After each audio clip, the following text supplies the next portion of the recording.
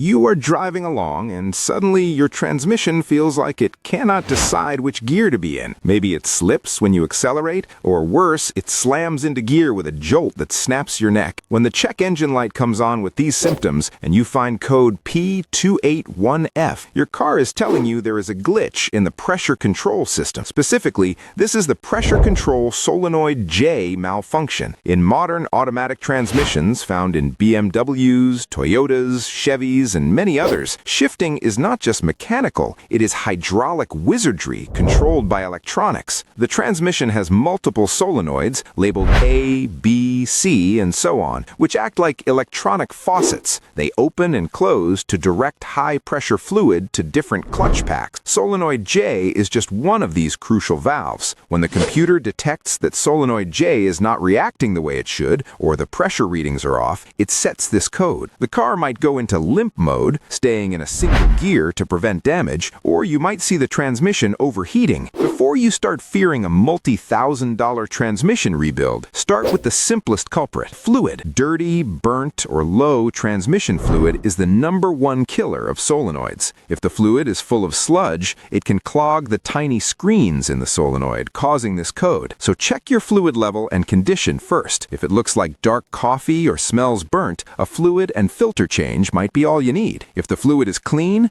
then you're looking at an electrical issue. You would need to check the wiring harness plugging into the transmission for corrosion or damage. If the wiring is good, the solenoid itself inside the transmission valve body might have failed. You can test its resistance with a multimeter, but that usually involves dropping the transmission pan. It's a moderate repair if you catch it early, but if you ignore the slipping, you'll burn out the internal clutches, and then you really will need a new transmission. So check that fluid today.